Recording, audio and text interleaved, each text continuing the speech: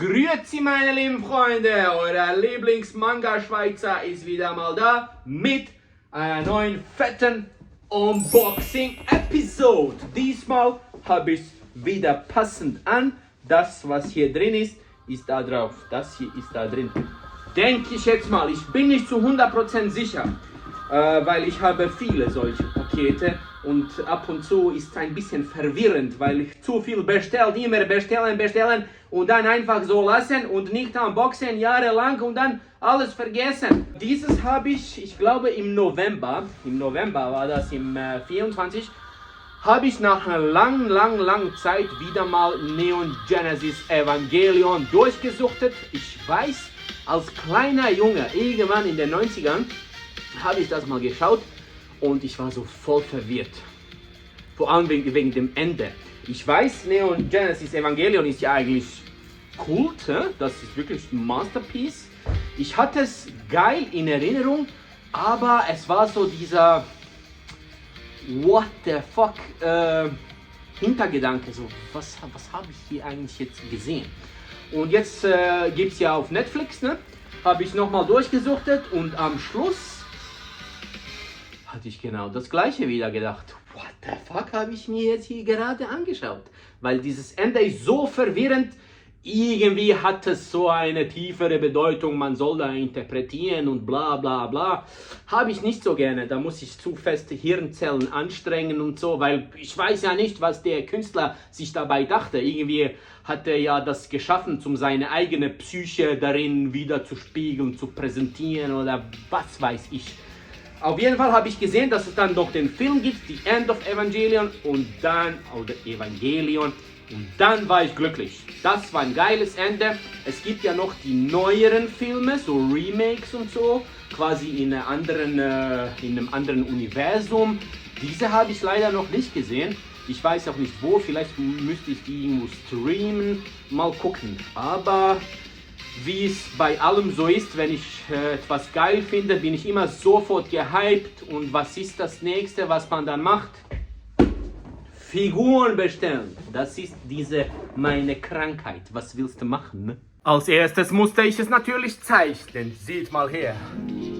Das ist mein Kunstwerk, Neon Genesis Evangelion X Revenge of Medusa mit meiner Medusa von meinem Manga Revenge of Medusa, meine lieben Freunde. Also hier ist der richtige Band, der glänzende. Das ist ein neuer Prototyp von einer neuen Druckerei, seht mal her. Mit gelbem Papier. Irgendwie fühlt es sich so richtig Manga-Style an, wie so diese alten Mangas aus den Läden. Finde ich irgendwie noch geil. Aber die Qualität ist schon was anderes, ne? Außerdem müssen sie das hier auch noch veredeln. Aber jetzt bin ich abgeschweift. Auf jeden Fall, hier seht euch das nochmal an. Vielleicht kennt ihr noch diese Zeichnung von den Mappensichtungsvideos. Habe ich im Hintergrund dieses hier gemalt und bei dem nächsten Mappensichtungsvideo werde ich nochmal diesen Malprozess im Hintergrund schön einblenden. Ne? Das nächste Mappensichtungsvideo, das kommt, wird auch das letzte sein, weil es meine allerletzte Mappensichtung war. Ich sage nicht, dass ich das nie mehr machen werde, aber ich denke, nee, weil ich habe ja jetzt meinen eigenen Verlag.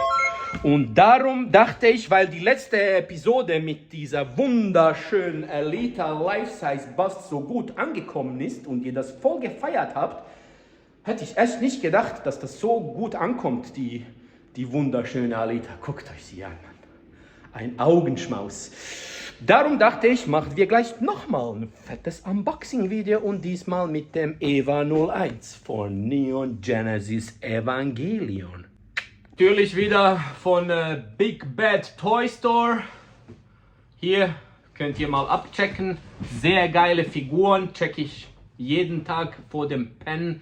Checke ich das ab. Sollte ich eigentlich nicht machen, weil es kann immer wieder mal passieren, dass ich aus Versehen auf Kaufen drücke. Oder Pre-Order.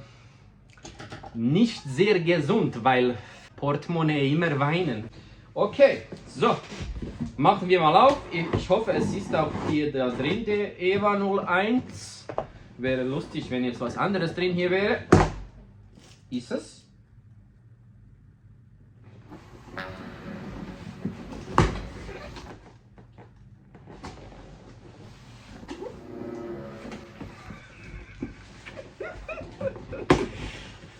falsches Video, meine Freunde.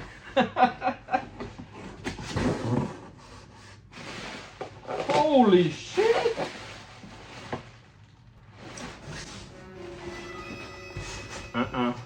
Hier ist nicht der EVA 01.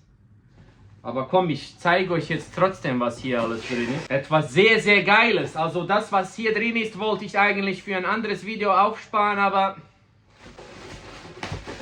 Zuerst haben wir den Naughty or Nice Weihnachtsmann. Ich liebe Weihnachtsmänner und das ist der Deda Mraz. Der richtige aus der Mythologie, der kommt ja aus dem Russischen, Deda Mraz, Vater Frost genannt, und der ist blau. Ja, so wie hier. Und er hat noch eine kleine Tochter oder so ein kleines Mädchen, eine Fee oder so, die ihn ständig begleitet. So eine kleine Eisprinzessin oder so. Ich denke, dass Elsa, die wo singt Let it go, ist inspiriert von dieser kleinen Fee. Seht ihr? Diese sind voll geil, kann man so auswechseln mit den Köpfen und so. Ja, ist ein Weihnachtsmann. Hier habt ihr noch ein paar andere, verschiedene. Sind sehr geil, es hat so viele verschiedene von denen. Manche sind ziemlich abgefuckt. Dann haben wir noch die wunderschöne Ahsoka Tano Funko Pop. Ist mein Lieblings-Star Wars-Charakter. Von den Funkos denke ich, dass ich alle habe. Von der Ahsoka. Es hat noch eine neuere mit dem weißen Umhang. Habe ich noch nicht, aber brauche ich die unbedingt? Brauche ich das überhaupt? Brauche ich das hier alles überhaupt?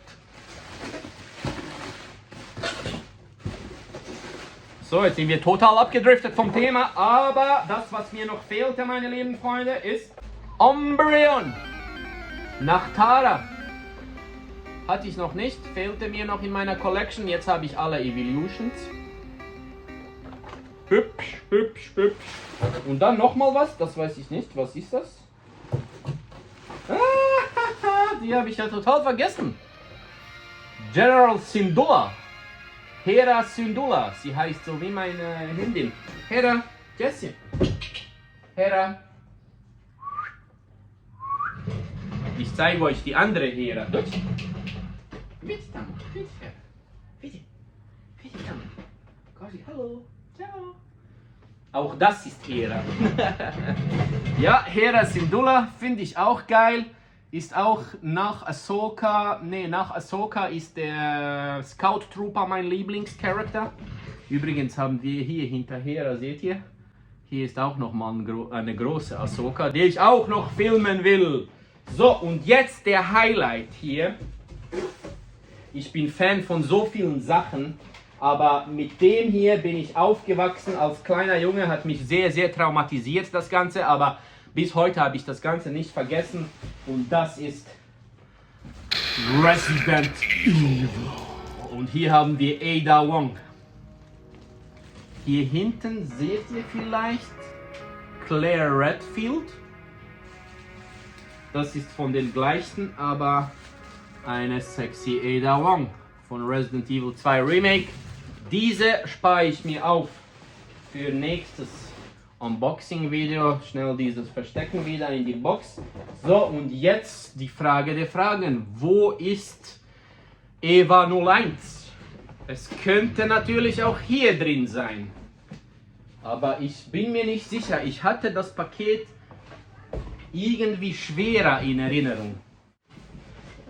Wann hätte ich sonst endlich mal mit dem verdammten Unboxings angefangen? Nee. Also entweder ist es hier drin oder hier. Ich würde mal denken, warte mal, welches ist schwerer? Ja, sind ungefähr gleich. Shipping Department, vielleicht kann ich es vom Datum absehen. Ach komm, ich mache jetzt einfach mal den auf. Es ist ein kleines bisschen schwerer. Ich hoffe, hier drin bist du, und wenn nicht, auch egal. Ist eine andere Überraschung. Das andere erste Paket war jetzt eine erste Überraschung für mich. Habe ich's gewusst. Hier ist er.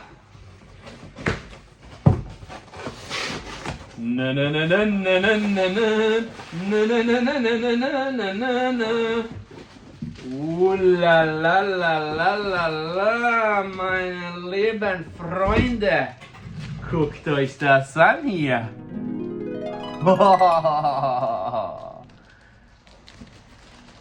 Hier mit dem Nerf-Logo. Machen wir mal auf. Diese ist von 3Zero.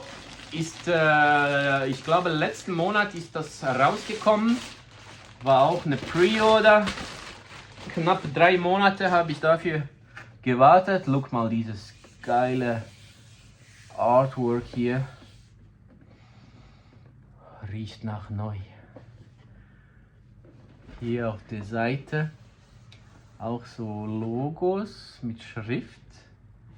Hier war 01, 3Zero, sehr geil gemacht, so mit dem digitalen Zeug hier. Hier genau gleich, hier.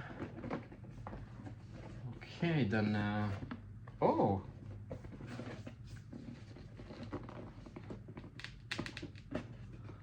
Ha!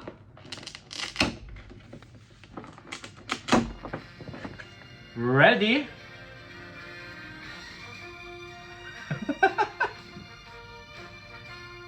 Ja, jetzt glänzt alles so, man sieht es nicht so gut. Komm, Kameraschwenkung. Ja, so ist doch schon viel besser. Also das finde ich schon mal sehr geil, dieses Artwork hier. Und hier haben wir ihn mit ganz vielen anderen zusätzlichen Accessoires. Okay, machen wir mal auf hier, ganz vorsichtig. Eigentlich ist es eine richtige Seltenheit, dass ich diese mal aus den Verpackungen nehme. Eigentlich lasse ich sie meistens so in der Box drin. Aber diese Box, die ist schon geil, ne? Wäre schon geil, so diese Box einfach in der Vitrine. Aber ich dachte, der muss einfach raus. Weil der hat es verdient, so schnell wie möglich befreit zu werden, meine lieben Freunde. So, hier sieht man ihn schon besser. Ja, komm, nehmen wir ihn schon mal raus. Oh, der hat ja Gewicht, alle Schwintote. Geil, geil, geil, geil. Boah, das ist das Metall.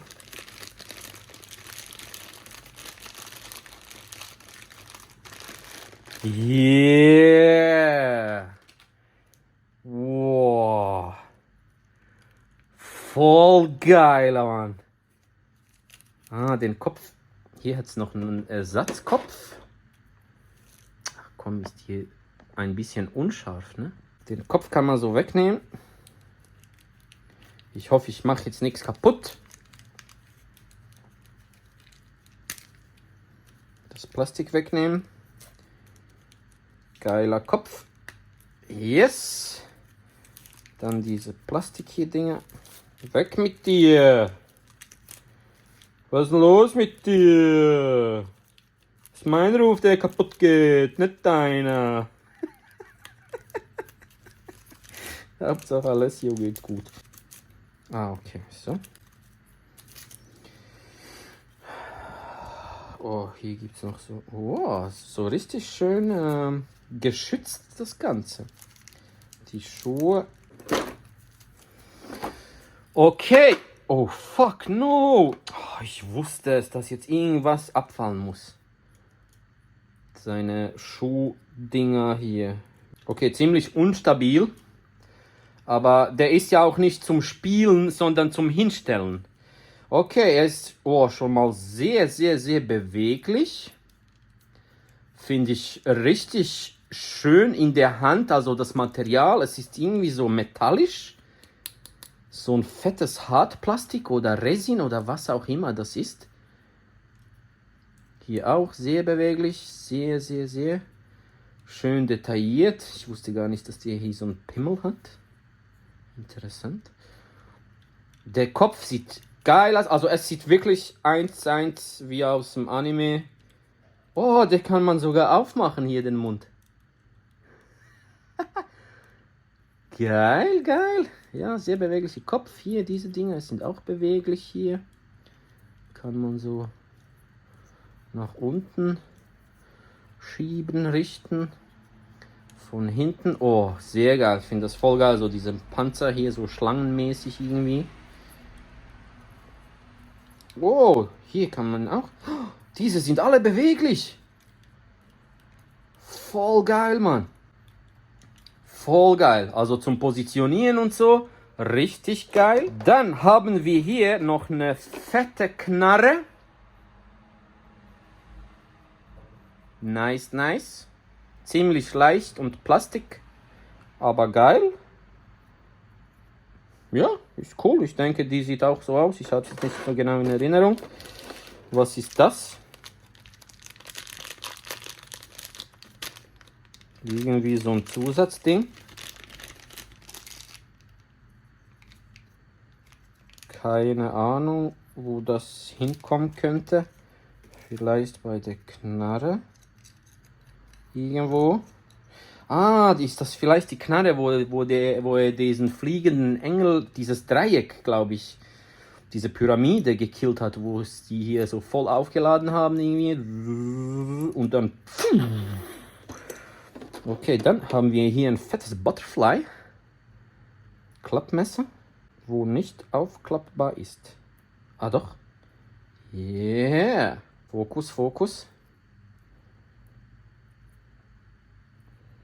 Ja, komm jetzt. Wie? Ja, eigentlich sollte das doch gerade... Oh Mann, ich will hier nicht abbrechen oder so. No, das geht nicht. Ja, aber so sieht's doch scheiße aus. Was?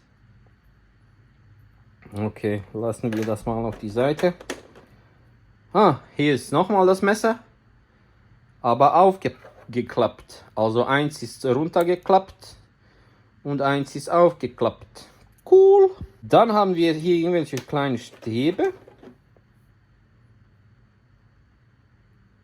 Ah, hier sind die Dinger, die Menschen sind hier drin. Die Menschen sind hier drin, irgendwo hier hinten beim Hals. Oh, stellt euch vor, das kann man jetzt aufmachen und das Ding hier reinschieben.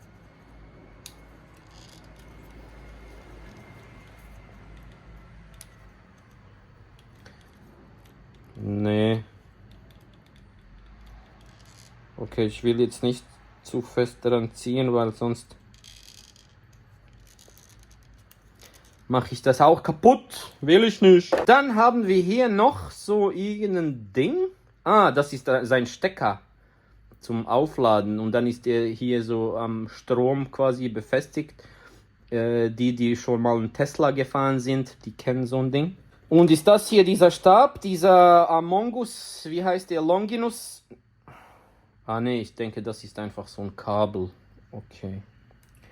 Der Longinus-Speer. Und hier haben wir dann noch eine aggressivere Version des Kopfes mit Zähnen. Ich habe gesehen, dass es so viel verschiedene von diesen Evas gibt. So geil. Dass ganz viele Baudinger gibt zum Kaufen, wo man das so selber zusammenbastelt, so Lego-Style, aber halt mit so metallischen Dingern, wo man alles so wegklippen muss, aufschneiden mit der Zange und dann zusammenbasteln, aber ja, für das habe ich einfach keine Zeit. Geil, finde ich sehr geil, diesen Kopf hier, all diese Details, diese Zähne, wirklich, wirklich schön angemalt. Der Paintjob ist allererste Sahne. Tun wir mal auf die Seite. Okay, dann haben wir hier noch ganz, ganz viele verschiedene Hände, je nachdem, wie man ihn positionieren will, ob man ihn jetzt eine Knarre in die Hand stecken will oder so eine Faust oder halt so offen. Da kann man so selber entscheiden, wie.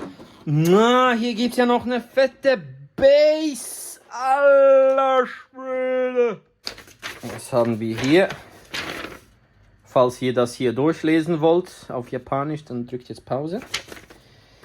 Okay, jetzt sehen wir, wie das... Aha, okay. Hier ist die Anleitung, wie was funktioniert. Tralala.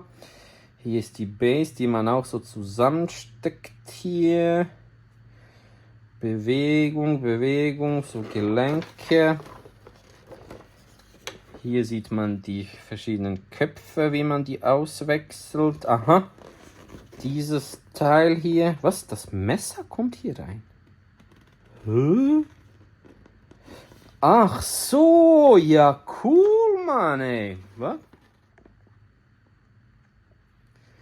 Geil, also dieses Ding hier ist dann da oben und dann nimmt er das so von oben sein Klappmesser raus hier. Ja, das sieht doch geil aus. Hier wird er aufgeladen. Ha! Ich wusste es! Ich wusste es! Man kann es öffnen hier. Den Kopf hinunter und dann. Aha. Ah, okay. Und dann kann man hier so den Menschen, hier ist zum Beispiel der Ikari drin, können wir ihn so reinschieben. Hä? Warte, das ist jetzt so ein längeres. Gibt noch ein kürzeres. So, Ikari ist ready. Und dann klapp.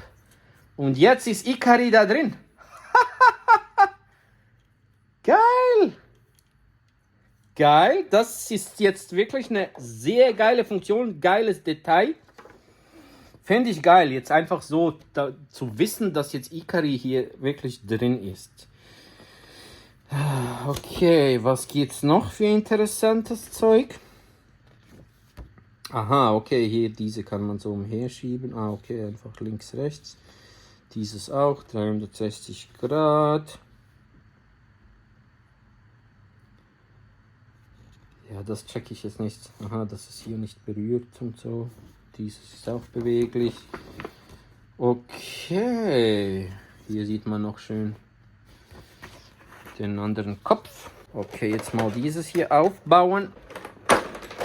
Ach, fuck you. Akku sehr wahrscheinlich.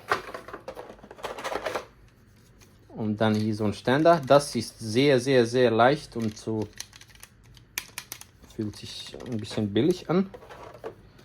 Auch die Base ist sehr leicht und hohl.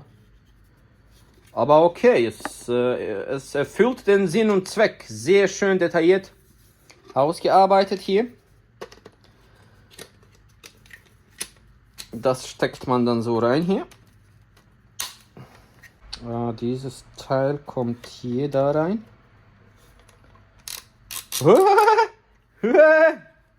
Ja, und jetzt? Wie kommst du jetzt wieder runter? Hallo? Aha. Ja, das checke ich jetzt nicht so ganz. Aha, hier muss man drücken. Yeah, hier drückt man und dann kann man das so hin und her schieben. Okay, ich baue jetzt das mal kurz zusammen und dann komme ich gleich zurück.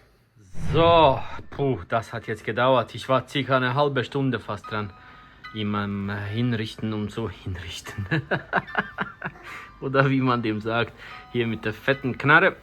Hier habe ich diese Hände ausgewechselt. Das war ein bisschen scheiße. Wieder hier zum Reinstecken hatte ich ein bisschen Mühe. Aber ist okay. Diese Hände sind zum Glück sehr, sehr elastisch. Irgendwie so ein PVC-Material. Hier mit dem Messer in dieser Hand, mit dem Dolch.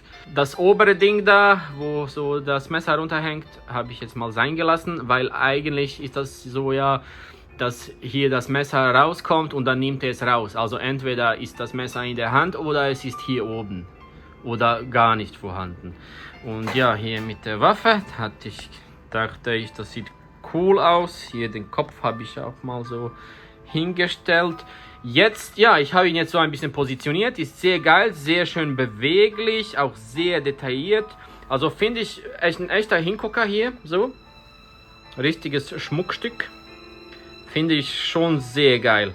Ich bin jetzt ehrlich gesagt nicht so ein riesen Fan von diesen beweglichen Actionfiguren. Ich mag lieber so unbewegliche Statuen, die man einfach so hinstellen kann, ohne groß Tamtam.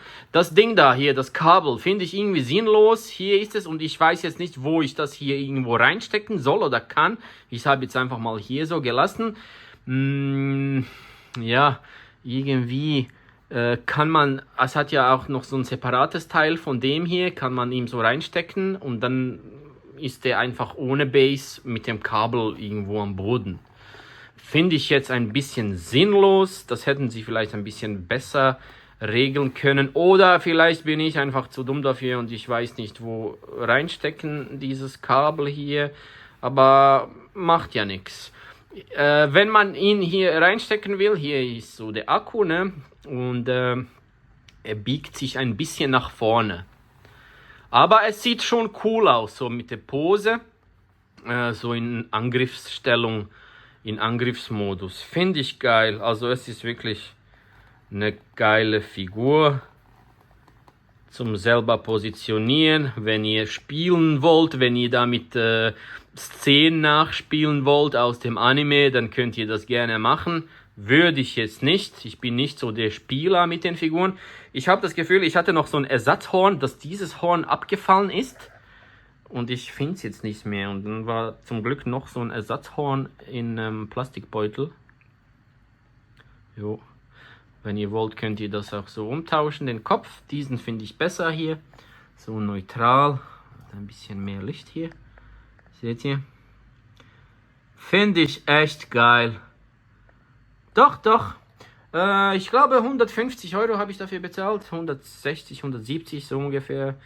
Also den Preis ist es auf jeden Fall wert. Ist geil. Doch. Ja, und jetzt die Frage aller Fragen, meine lieben Freunde. Wohin damit? Wohin damit? Wohin genau? Wohin genau? Hier habe ich Platz gemacht. Hier ist schön in der Vitrine, gleich vor dem Limited Edition Museums Van Gogh Pikachu. Hier haben wir noch eine Alita. Hier ist auch so ein Limited Edition Mickey Mouse, Steamboat Willie. Und ja, sieht nicht schlecht aus. Hier kommt natürlich jetzt nicht so extrem voll krass zur Geltung. Ich denke, ich würde ihn gerne nach Hause nehmen, aber ja, passt auch nicht so irgendwo dorthin. Und ich denke, meine Frau würde ein bisschen Ärger machen, wenn ich jetzt noch die Figuren ins Wohnzimmer stellen würde. Das gäbe ein kleines Problemchen. Ach ja, hier haben wir noch so einen Weihnachtsmann, den normalen in Rot. Ja, Weihnachtsmänner finde ich auch süß. Das ganze Christmas-Style, hier sehen wir nochmal einen Weihnachtsmann. Und Pokémon-Zeug, hier ist mein kleiner Altar von Revenge of Medusa. Diese habe ich noch ganz wenige von diesem Acrylaufstellern. Von Stavros gibt es noch ein paar. Hier noch Pokémon und ja, aber das zeige ich euch vielleicht nächstes Mal, ne? Hier noch ein Laserschwert hier, leider funktioniert es nicht mehr. Hier noch Guts, hier noch Digimon und so weiter und so fort. Was sagt ihr, meine lieben Freunde, zu diesem wunderschönen Schmuckstück? Würdet ihr euch sowas reinziehen? Habt ihr den vielleicht auch zu Hause? Wo habt ihr das Kabel hingesteckt? Das würde mich interessieren, was ihr davon haltet. Schreibt es auf jeden Fall in die Kommentare. Soll ich weitermachen mit den Unboxing-Videos oder ist das eher langweilig? Schreiben Sie und like and subscribe, nicht vergessen. Ne? Vielen Dank fürs Zusehen, bis zum nächsten Mal. Adios, amigos. Passt jetzt auch nicht unbedingt so zum Star Wars Thema, aber viel besser als dort so einsam in der Vitrine, ganz alleine im Büro. So können es die Leute auch betrachten und er ist gleich unter Battle Angel Alita. Geil, oder? Doch, kann man so lassen.